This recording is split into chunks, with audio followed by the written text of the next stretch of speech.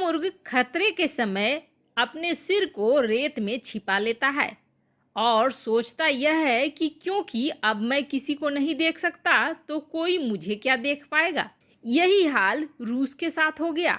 रूस जहां चीन के साथ सैन्य गठबंधन बनाना चाहता है, तो वहीं चीन ने रूस को बड़ा वाला झटका दे दिया है, और वो भी ऐसा झटका कि उसकी अर्थव्यवस्था ही चरमरा गई है। वहीं दूसरी तरफ भारत को घेरने के लिए पाकिस्तान और चीन ने उतार दिए अपने सेना, लेकिन बीच में अमेरिका ने कूदकर मचा दिया बड़ा बवाल। आखिर अमेरिका ने ऐसा क्या कर दिया? इसके अलावे बहुत कुछ आइए जानते हैं इन खबरों को विस्तार से। व्लादिमीर पुतिन चले थे शी जिनपिंग से हाथ मिलाने, लेकिन अब उनकी ही हाथों के लिए जिनपिंग बन गए हैं बड़ा खतरा। वैसे तो सैन्य गठबंधन की बात कर रहे थे व्लादिमीर पुतिन, लेकिन अब धीरे धीरे ऐसा लग रहा है जैसे कि रूस उपनिवेश बनता जा रहा है चीन का। पूरी दुनिया में हथियारों के बाजार में अगर कोई दो व्यापारी देश थे तो वो अमेरिका और रूस थे, जिनकी दुनिया भर में चलती थी। लेकिन ये बाजार अब पुतिन के हाथ से निकलता जा रहा है। इसके अलावे तेल के व्यापार में तो वैसे ही सारे देश की क्लास लगी पड़ी है। जब से इस महामारी ने दुनिया को पकड़ा हुआ है, तब से दुनिया बंद है, और इस बंद दुनिया में तेल का क्या काम, जिसकी वजह से तेल का व्यापार भी ठंडा पड़ चुका है। ऊपर से रूस के ऊपर अमेरिका के लगे हुए प्रतिबंध है। इन सब में अगर कोई चीज थी जो रूस को आगे बढ़ा रही थी और उसे बचा रही थी, तो वह था हथियारों का व्यापार। लेकिन वहां भी चीन की दोस्ती ने रूस का पूरा खेल ही बिगाड़ दिया। रूस के हथियारों को खरीद खरीद कर, वो भी कम संख्या में, जिसका कोई भी मायने नहीं रखता है, उन्हीं हथियारों की कॉपी बनाई चीन ने, और अब उन्हीं हथियारों को पूरी दुनिया में बेच रहा है।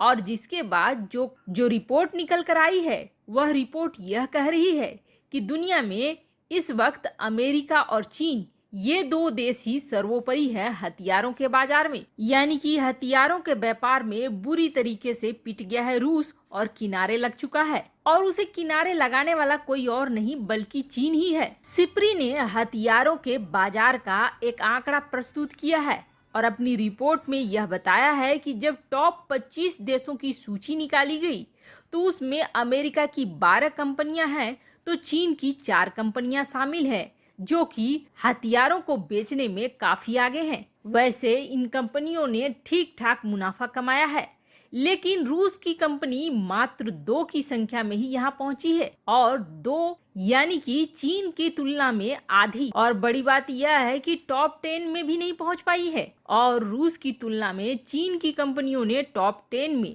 वो भी 3 कंपनियों ने जगह बना लिया। चीन की कंपनी ने 6, 8, 9 और 24वां स्थान प्राप्त किया, तो रूस की कंपनी 15वें पायदान पर और 25वें पायदान पर जाकर रुक गई है, जो साफ दिखाता है कि रूस अब हथियारों के बाजार से धीरे धीरे साइड लगता जा रहा है, किनारे पहुंचता जा रहा है, और कभी भी बाहर हो जाएगा।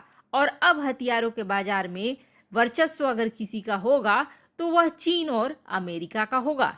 और बड़ी बात यह है कि हथियार सुरक्षा की गारंटी माने जाते हैं। ऐसे में अगर हथियारों के बाजार में और हथियारों के मामले में चीन और अमेरिका ही रह जाएंगे, व्लादिमीर पुतिन के पास अभी भी वक्त है कि वो भारत के साथ साझेदारी करके 2 नावों में सवारी करने के बजाय एक नाव भारत को पकड़े और हथियारों के बाजार को वापस ऊंचाई तक ले जाएं। वहीं दूसरी तरफ पूर्वी लद्दाख में भारत के साथ वैसे तो तनाव चल ही रहा है, लेकिन इन सब के बीच में चीन और पाकिस्तान पहुंच रहे हैं अपनी अपनी सेना के साथ पाकिस्तानी एयरबेस में, और जिनकी संख्या बड़ी ही ज्यादा है। फाइटर जेट भी तैनात हो रहे हैं। वैसे तो चीन ने इसका नाम एक युद्धाभ्यास दिया है, और शाहीन नाम के इस युद्धाभ्यास में दोनों ही देश की सेना भाग लेने वाली है। लेकिन कहा यह भी जा रहा है कि यह युद्धाभ्यास 2 फ्रंट के वार में कब बदल जाए, कहना मुश्किल है। ऐसे में भारत ने भी अपनी तैयारी करके रखी हुई है। पाकिस्तानी वायुसेना के साथ मिलकर 7 दिसंबर से सिंध प्रांत के थाटा जिले में जो भोलारी हवाई ठिकाना है वहां पर युद्धाभ्यास करने के लिए पहुंच चुके हैं चीनी और पाकिस्तानी सैनिक। चीन और पाकिस्तान के बीच यह युद्धाभ्यास ऐसे समय पर हो रहा है जब लद्दाख में एलएसी पर भारत और चीन के बीच तनाव अपने चरम पर है। वैसे चीन ने अपने बयान में यह नहीं बताया है कि उसने कितने सैनिक तैनात किए हैं, लेकिन उसने ये कहा है कि यह युद्धाभ्यास दिसंबर के आखिर तक चलेगा। उसने यह कहा है कि यह युद्धाभ्यास चीन पाकिस्तान के बीच सैन्य संबंधों को मजबूत करेगा, लेकिन इसके बारे में रणनीतिक विशेषज्ञ कुछ और ही कह रहे हैं। वैसे यह युद्धाभ्यास पिछले 9 सालों से चलता आया है। 2019 में 50 फाइटर जेट ने हिस्सा लिया था और आपको बता दें इसमें वायुसेना का चीनी वायुसेना का ट्रांसपोर्ट एयरक्राफ्ट Y-20 भी देखा गया।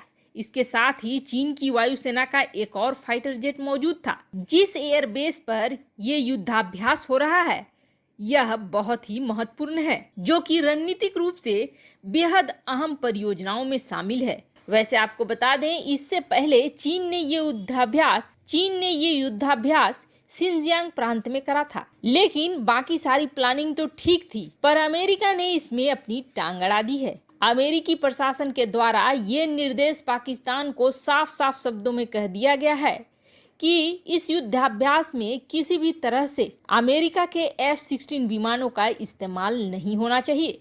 वैसे आपको बता दें जब पाकिस्तान और अमेरिका के बीच दोस्ती थी तब काफ़ी सारे F-16 विमानों को पाकिस्तान ने अमेरिका से खरीदा भी है और अब अमेरिका ने पाकिस्तान को अपने वो करार याद दिलाए हैं जिसके अनुसार पाकिस्तान को F-16 का इस्तेमाल करने से पहले किसी खास देश के खिलाफ अमेरिका की सहमति लेना जरूरी है। ऐसे में अमेरिका ने साफ कर दिया है कि उनके F-16 विमानों का इस्तेमाल पाकिस्तान इस युद्धाभ्यास के लिए नहीं कर सकता है। अब जहां इस युद्धाभ्यास के लिए F-16 का इस्तेमाल नहीं कर सकता है तो वहीं इसका मतलब यह भी है कि भारत के साथ लड़ाई में भी वह F-16 का इस्तेमाल नहीं कर सकता है और J-17 किसी लायक नहीं है। ऐसे में पाकिस्तान लड़ाई लड़के भी क्या करेगा? वैसे आपको क्या लगता है, अमेरिका ने यह सही निर्णय लिया? कमेंट कर अपनी राय जरूर बताएं। जल्द मिलते हैं अगले वीडियो में नई खबर के साथ।